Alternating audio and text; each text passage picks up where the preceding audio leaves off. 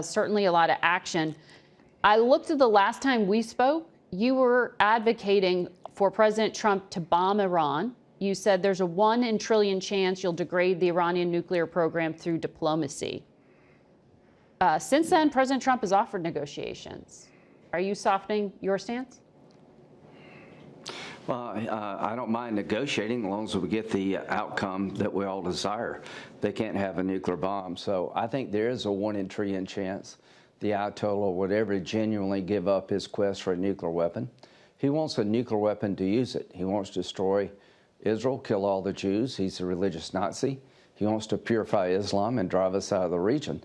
Yeah, I think he's a fanatical religious Nazi who would use a bomb. But let's talk to him. And if he really is sincere, give up enrichment. There are 40 countries in this world that have nuclear power but don't enrich. There's no commercial purpose for enriching uranium at 60%. Mm-hmm. He has enough to make 6 bombs at 60%. So turn that all over the international community. We'll pay for it. Get out of the enrichment business, and we'll help you with your nuclear power program. If he'll do all those things, then I will have been proven wrong. Mm-hmm. That's a long to-do list, and so far, no indication that really. He's taking the offer. If you don't want a bomb, give up enrichment. You don't need enrichment for nuclear power. You do need enrichment to make a bomb. It's not that hard. Understood. We did see additional Russian strikes in Ukraine overnight. You have been an advocate for Ukraine. Yeah. You heard the Secretary of State. Yeah. You heard Ambassador Witkoff. Yeah. Is Putin playing for time? Yeah. Is he playing President Trump? I don't know yet, but I do know you play President Trump at your own peril.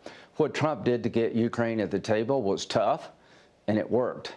So if Putin is sincere about wanting peace, accept the ceasefire on the same terms as Ukraine and quit trying to mix the two, ceasefire and peace deal. What I would advise the Trump administration to do is to tell Putin, are you going to accept the ceasefire on the same terms as Ukraine or not? If you're not, go back to maximum pressure.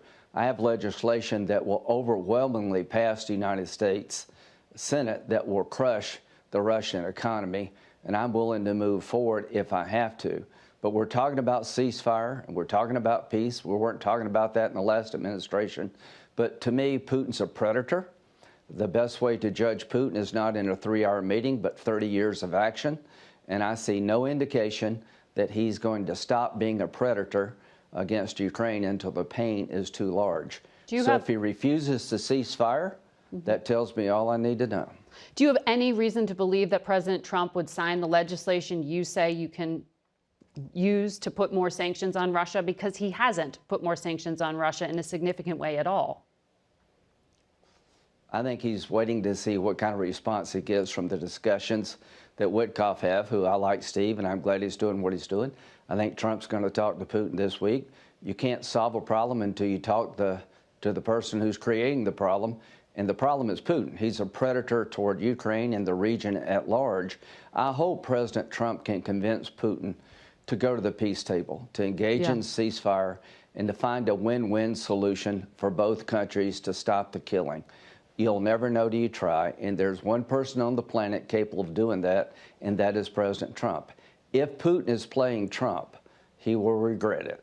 Do you think Vladimir Putin benefits from the U.S. decision to try to shutter some of the advocates for the free press and agents of the free press, like Radio Free Europe, Radio Free Asia, and Voice of America? As you know, there was an executive order to try to dismantle them. Yeah, I don't know what value these ideas have in the 21st century. At the end of the day, I'll look and evaluate where the Voice of America really is. Radio Free Europe, I know it made a difference in the Cold War. People told us that. So that's something to consider. Is it still worth the price? But I like the idea of putting bad guys on their back foot and giving people hope. Yeah, you had been an advocate for soft power. I want to ask you about what's happening here at home.